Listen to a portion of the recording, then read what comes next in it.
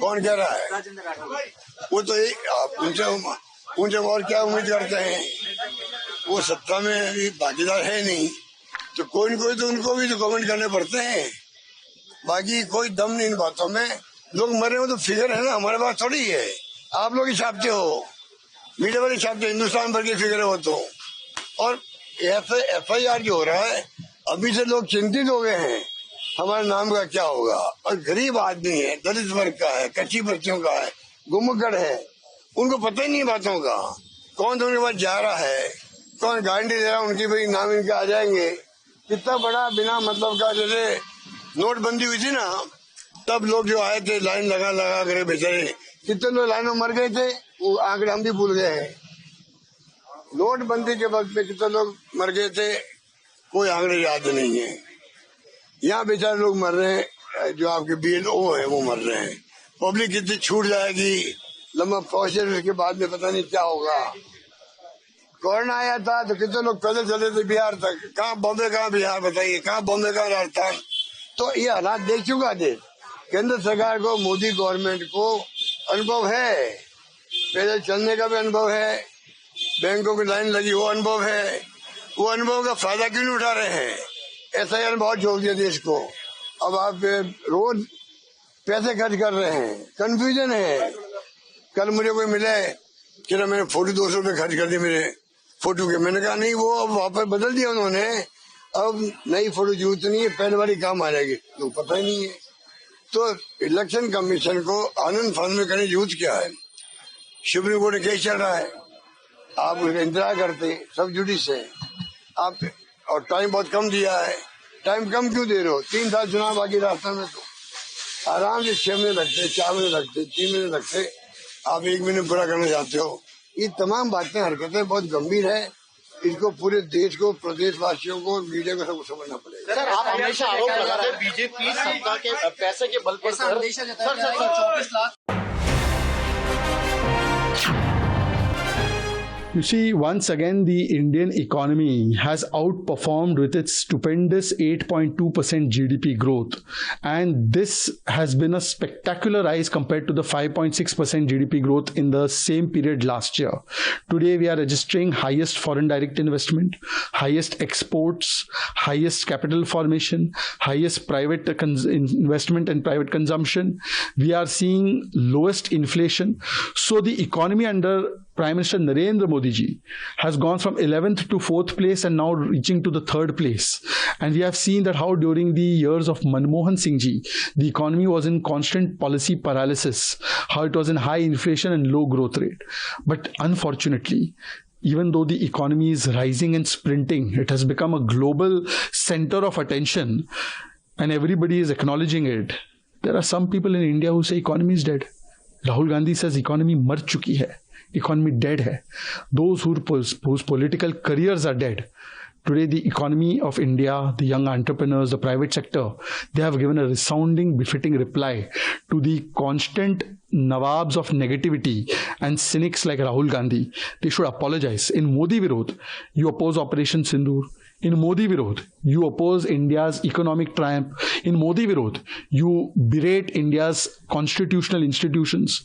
How long will you keep undermining India's achievements because you hate BJP or Modi?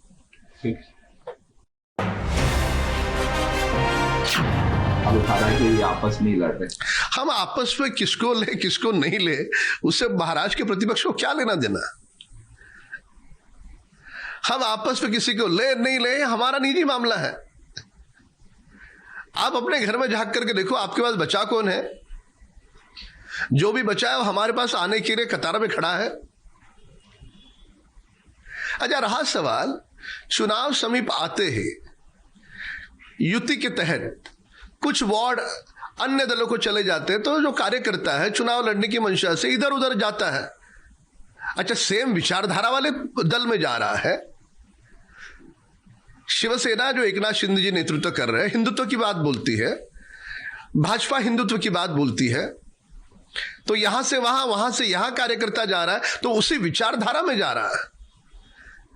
ये उद्धव ठाकरे और कांग्रेस वाली जो अलग अलग विचारधारा है, वैसे नहीं कर रहा है। खैर, इस बात को हमें स्वीकार करना होगा कि उद्धव ठाकरे जी के पास अब कोई हिंदुत्व न बचा, न कोई कार्यकर्ता बचा, न कोई नेता बचा। तो इसलिए खाली समय बचा। जैसलमेर से स्वर्ण नगरी एक्सप्रेस चालू हुई दिल्ली के लिए। ये जैसलमेर को दिल्ली के साथ, जयपुर के साथ और जोधपुर के साथ जोड़ने वाली बहुत अच्छी एक नई सुविधा, एक नई ट्रेन आज आरंभ हुई है। 1 दिसंबर से 1 दिसंबर से इसका रेगुलर कमर्शियल ऑपरेशन चालू होगा। साथ ही साथ जैसलमेर स्टेशन का काम भी बहुत आगे बढ़ चुका है, महीने भर के अंदर अंदर कंप्लीट होगा। तब माननीय प्रधानमंत्री श्री नरेंद्र मोदी जी को रिक्वेस्ट करके इसका इनॉग्रेशन कराएंगे। साथ ही जैसलमेर में नए प्लेटफॉर्म्स बने और नए एक सेकंड एंट्री बने जैसलमेर शहर के दोनों भाग को जोड़ने वाली, वो व्यवस्था भी आज तय हुई है। और जैसलमेर से जोधपुर वाली जो रेलवे लाइन है उसको अपग्रेड करके उसमें नई टेक्नोलॉजी से, जिससे कि रेतीले क्षेत्र में कोई करोजन ना हो रेलवे ट्रैक का और वो अच्छे से मेंटेन हो सके, वो भी आज निर्णय लिया गया है। साथ ही साथ पूरे बॉर्डर एरिया को अनूपगढ़ से लेके बीकानेर और नीचे फिर आके जैसलमेर, जैसलमेर से बाड़मेर, बाड़मेर से भिलड़ी, ये भी एक प्रयास है कि पूरे के पूरे सीमावर्ती क्षेत्र को रेलवे लाइन से जोड़कर, जिससे कि देश की सुरक्षा के लिए एक नया बहुत ताकत बने, नई मजबूती आए, वो भी एक प्रयास चल रहा है, वो भी आप सबके सामने रखा है। राजस्थान में माननीय प्रधानमंत्री जी ने, श्री नरेंद्र मोदी जी ने राजस्थान में करीब 55,000 करोड़ रुपए के रेलवे के प्रोजेक्ट्स आज चल रहे हैं। और रेलवे का बजट जहां मात्र 680 करोड़ था 2014 से पहले, उसको करीब आज 10,000 करोड़ रुपए प्रधानमंत्री जी ने राजस्थान के लिए किया है। मैं प्रधानमंत्री जी का अभिनंदन करना चाहूँगा और इस राजस्थान की शौर्य और वीरों की भूमि से प्रधानमंत्री जी को धन्यवाद देना चाहूँगा कि उन्होंने राजस्थान के लिए रेलवे के डेवलपमेंट के लिए बहुत कुछ नए इनिशिएटिव्स लिए हैं। 85 स्टेशंस का पुनर्निर्माण का काम चल रहा है, नवनिर्माण का काम चल रहा है। वो भी राजस्थान की संस्कृति से प्रेरित होकर, राजस्थान के आर्किटेक्चर से प्रेरित होकर सभी स्टेशन बन रहे हैं। इसके लिए भी मैं माननीय प्रधानमंत्री जी को धन्यवाद देना चाहूँगा। आपको यह वीडियो पसंद आया हो तो इसे लाइक करें, हमारे चैनल को सब्सक्राइब करें